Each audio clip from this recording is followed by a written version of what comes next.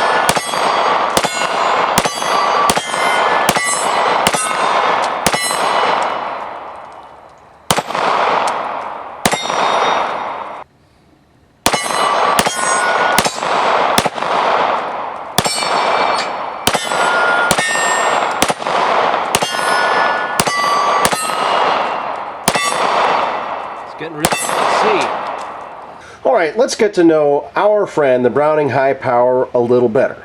And let's start with the history of the Browning High Power. And the Browning High Power came as a result of the French wanting a new military sidearm. So in 1922, they looked to Fabrique Nationale, which of course is a Belgian company, and a man by the name of John Moses Browning. Now, if you don't know, John Browning is famous for designing the 1911. There was, however, one other guy that was involved in the design of the Browning High Power, and that was a man by the name of Dieudonné Saive, which is a Belgian guy. His last name is spelled S-A-I-V-E, so I hope I'm pronouncing that right. And some historians believe that Saive actually finished what John Browning started, because John Browning died in 1926, and the pistol itself was not fully adopted until 1935. Now, I'll get into how that actually works in the entire design, but that's not entirely true. And the reason being is this, is if you look at the operation of the high power, you will see that a lot of the design elements from the 1911 were incorporated as far as the operation into the Browning High Power. And that wasn't done until 1928, when the patents for the 1911 finally expired, as far as operational mechanical patents, things of that nature. Now, one thing that Saive did contribute that's vital was this. The 13-round magazine. It's a double stack 13-round magazine, very smooth operating, very slim for the capacity. Now, the Browning High Power, of course, went through a lot of evolutionary changes through trial and error, through testing and things of that nature. In fact, one of the early models had a 16-round magazine. Now, the thing you have to remember is that, keep in mind that there were certain restrictions or certain criteria that had to be met that the French had put into place. One is that it should be relatively compact. Other thing is that it had to be at least 10 rounds in capacity. It had to have a magazine disconnect device, an external hammer, a positive safety. It needed to be robust. In other words, it needed to feel solid. It had to be simple to disassemble and reassemble, and, this is an interesting note, it had to be capable of killing a man at 50 meters. Now, that criteria was what determined the 9mm. It was a nice compromise between the size requirements and the ability to kill somebody at that distance, the capacities, things of that nature. It also had to have a bullet mass of around 8 grams, which is 123.5 grains, a muzzle velocity of 1,148 feet per second, and it had to accomplish this all in a package that didn't weigh any more than 1 kilogram, which is 2.2 pounds. And that's how we came up with the Browning High Power. I mean, some of the prototypes included like a striker fired version, but obviously the external hammer negated the possibility of doing that. So even though Saive did pretty much finish or complete the work that John Browning started, a lot of John Browning's design elements from the 1911 were incorporated into the high power. One in particular is what they call the short recoil blowback system. Now, what that is that if you look at the barrel and the slide, when it starts to move back, oh, by the way, it is empty, and I'll show you right here. Okay, chamber empty and things of that nature. But when the slide moves back, both the barrel and the slide move back at the same time. The barrel still stays at the same level until it gets to a certain point right there when it starts to go down, so the locking lugs can disengage, and the slide can go all the way back, chamber another round, and the locking lugs can re-engage. That is also the exact same way as a 1911 works. It has a short recoil. I guess you call it a delayed blowback system. But that is just one of the few design elements that was incorporated. Of course, the trigger system and everything like that is unique to the Browning High Power as opposed to the 1911. By the early 1930s, of course, the pistol had pretty much reached the final stage that it was going to, of what you see today. And it was adopted in 1935 by the Belgian Army, which is why it is sometimes called the P-35. In fact, some of the older guys will call it the P-35 instead of the High Power. So somebody calls it that, you'll know what they're talking about. Ironically, the French, being French, did not adopt this pistol. They actually went with their Model 1935 or Model 1935 pistol, which had the same basic operation, but it was a lower capacity. So the French actually commissioned a pistol to be designed, but they went with something entirely different. So that was, I thought, a little interesting piece of trivia and history regarding the Browning High Power. Now, there's two flaws, I guess, or two major critiques of the Browning High Power. One is that magazine disconnect safety. It does a few things. One, it makes the trigger pull heavy and gritty. It's just a horrible trigger pull. Now, a good gunsmith can smooth that up and get it nice and crisp, but you'll never get it as good as it can be with that magazine disconnect safety. I don't care what anybody says. It's just not possible. There's too many moving parts. The other thing has to do with the hammer bite. Now you notice there's a very small beaver tail. You can have gunsmiths put extended ones on there. Some may have maybe longer, but if you look, the webbing of the hammer actually goes all the way back. See if we can see that in there. There we go. So when the slide goes back, the recoil, you can see how you can get hammer bite from that. Now I've never been bitten by this hammer. I haven't yet.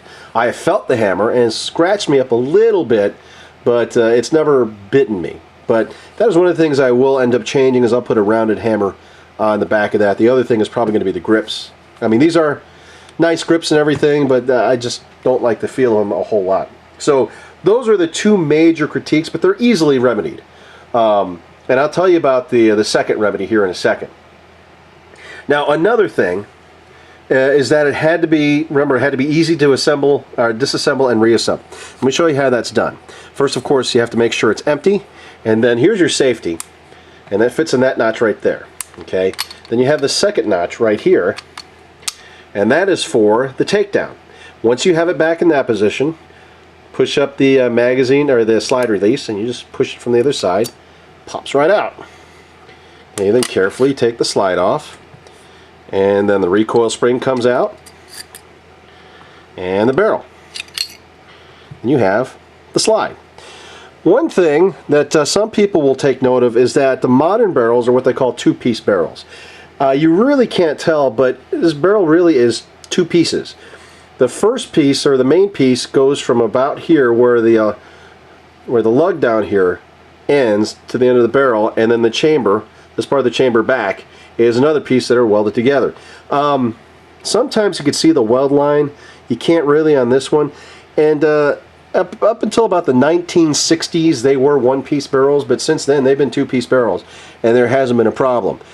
There have been extensive tests run on the accuracy and things of that nature with these barrels, the one-piece and the two-piece, and there were virtually no differences between the two. Now, one of the main differences in the operation of the High Power versus the 1911 is that the High Power has a pivoting trigger, as opposed to a trigger that travels straight back with a trigger bow that engages the sear. This actually has a single point and then pivots on that point, which in turn, see that pin right there moves up and down, and that engages a bar right here. Let me see if I can get close. Here's, of course, it's spring-loaded, so it moves it up and down like that. And then that in turn engages the sear here. And when you push that down, releases the hammer. See that? And this is where, if you can do a trigger job on a Browning High Power, that's one of the areas that you want to hit. You want to stone that to nice, so they engage crisply and cleanly. The magazine disconnect safety would go along the wall here.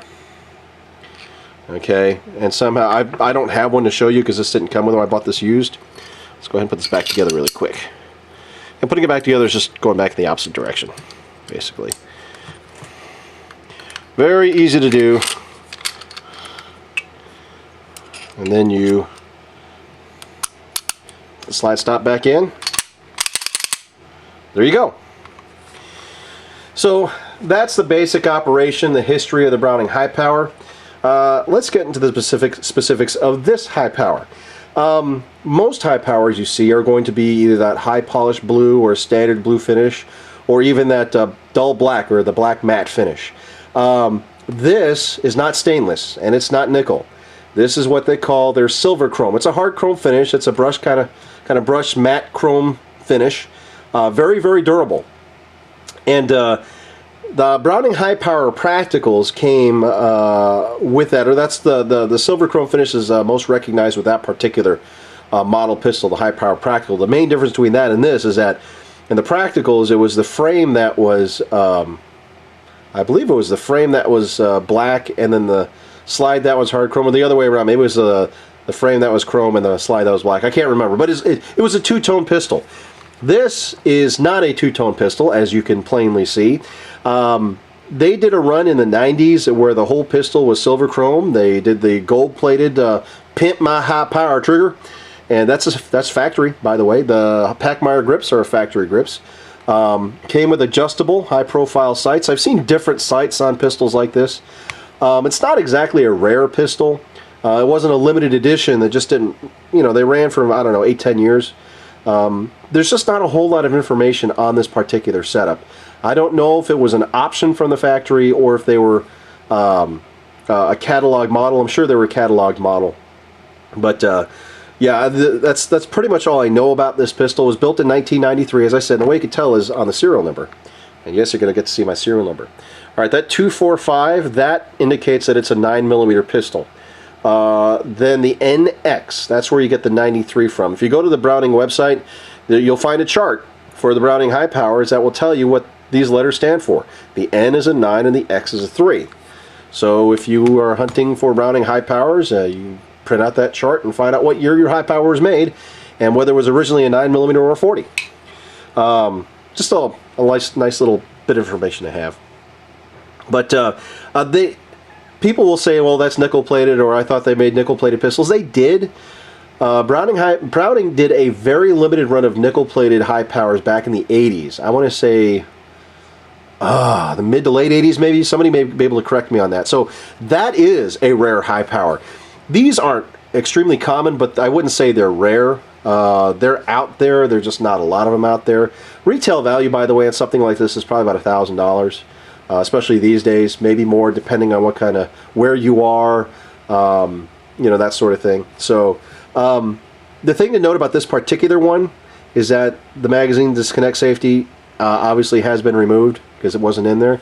So without the magazine, you pull the trigger, it will go bang. And the trigger pulls between 1 and 2 pounds. It's extremely light and very crisp. So for those reasons, this will not be used as a defensive pistol. Not that I wouldn't use one if the need arose. In other words, if somebody broke into my house or something and obviously intended to do bodily harm, and this was the only pistol I had handy that had ammo in it, you better believe I'm sending as many projectiles into that person as much as possible and as quickly as possible, and it will do the job extremely well. But it's not meant really for that, but it wouldn't preclude me from using it in such a fashion. So when I bought this pistol, it came with just this one magazine, a 13-round magazine. I don't believe it's factory. There are no markings on it. It might be, but I don't think so. These were aftermarket. I bought their 13-rounders. There are no markings on these either, so I don't know who made them. They're okay. One magazine has problems loading the first round sometimes, so that's another reason why I don't really want to use it quite as a defensive pistol. This is a 17-round magazine. I haven't used it yet. It's also a 15 by just changing the base plate to a more low-profile base plate. You can change the capacity by 2 rounds. I've also got 2 more Argentine contract, or I'm sorry, I believe they're Argentine, but they're contract magazines. They're supposed to be factory spec magazines that I've got coming in the mail. They'll probably be coming next week or so. Oh, by the way, okay, Browning Arms Company, Morgan, Utah, and Montreal. You see that there? Browning is just the importer. These are not made by Browning. These are made by Fabrique Nationale in Belgium and assembled in Portugal. The Mauser ones are assembled in Portugal. Now, people say that you want the Belgian made, the Belgian assembled, all Belgian high powers. Well, let me tell you, there's no difference. All the parts are still made in FN at Belgium. They're just put together in Portugal. The quality between an all Belgian high power and a assembled in Portugal high power is basically nil. However, the all Belgian high powers are more collectible because there just aren't as many of them. And they're very, very nice pistols, but so are the Portuguese built pistols, or Portuguese assembled pistols. Let me make that clear. So that's really all I know about this particular high power and about the high powers in general. So if you have any questions, I don't know if I can answer them because I've pretty much poured all of it out on the table. So I hope you've enjoyed the video. I hope you've learned a little bit more about the high power, and if you can ever get your hands on one, I would say do so because they are really comfortable to shoot. I mean, relatively thin grip profile considering the capacity. Very, very comfortable to shoot. Very, very accurate. Of course, a John Browning design. You can't go wrong. And I believe in 2035, this pistol will also be celebrating a 100-year anniversary just like the 1911. And they'll still be making them and selling them. Well, who knows, actually. The only thing that would kill it is government interference and legislation. Let's hope that doesn't happen. But thanks for watching.